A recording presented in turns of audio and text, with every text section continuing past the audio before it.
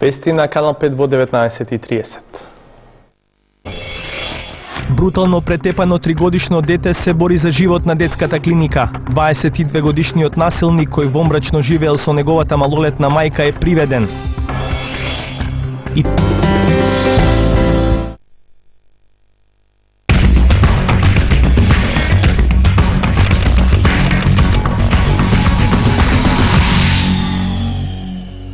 Со минимални знаци на живот веќе 2 дена на детската клиника во Скопје лежи 3-годишно дете откако било брутално претепано човек кој вомбрачно живеел со неговата мајка. Нема потврда, но има голема веројатност 22-годишниот Рамадан Фазли да си го претепал сопствениот син.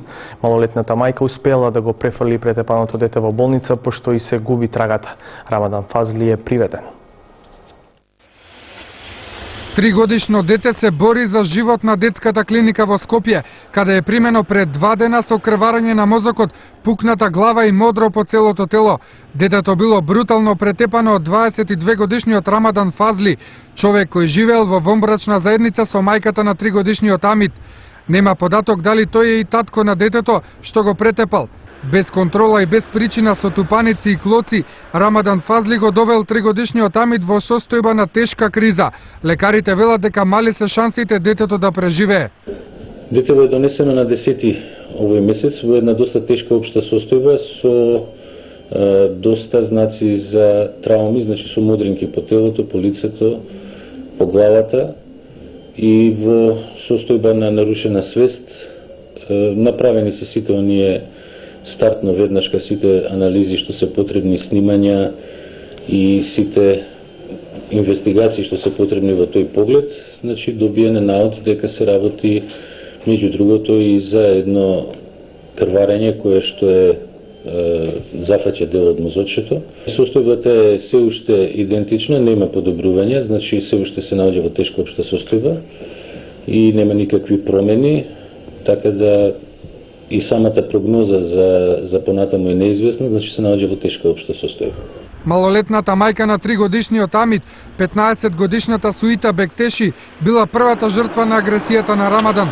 Откако ја претепал неа, тој бесот го истурил врз детето. Мајката го пренела детето во болница, пошто и се губи трагата. Никој во кампот Младост, каде живееле Рамадан и Суита со 3-годишното дете, не сакаше да зборува за грозоморното насилство.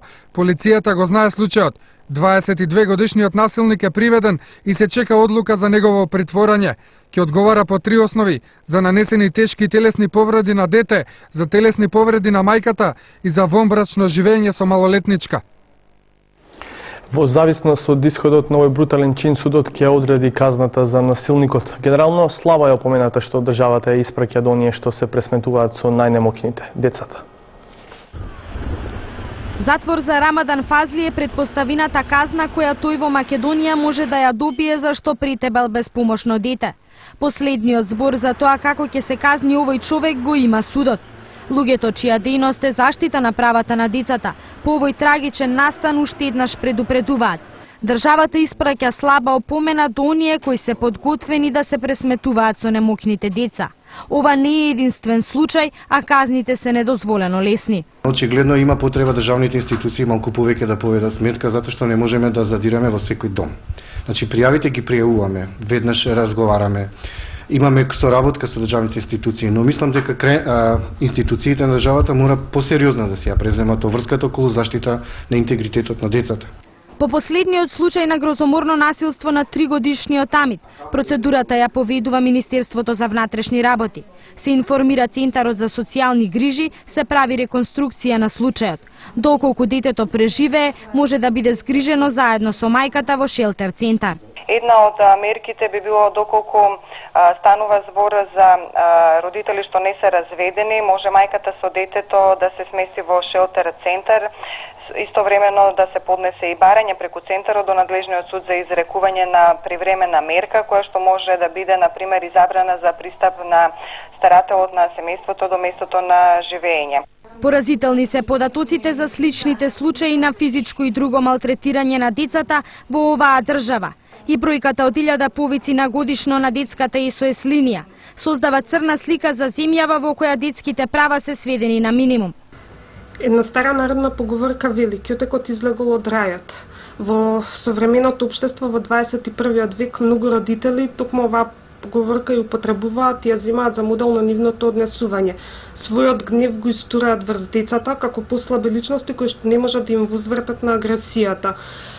Причини кои што можеме да ги наведеме како фактори кои што влијаат за појава на насилството во семејството може да бидат невработеноста, лошата економска состојба во републиката и во семејствата, претепано дете од наставник, сосед, физички и сексуално малтретирани братчиња од сопствената мајка, киднапиран и малтретиран малолетник се само дел од случаите пријавени во текот на оваа година. Минимални парични казни и забрана за контакт и само во неколку случаи затворска казна или одземање на родителско право. Ова е предупредувањето кое државата тивко го испраќа до луѓето подготвени за агресија врз децата.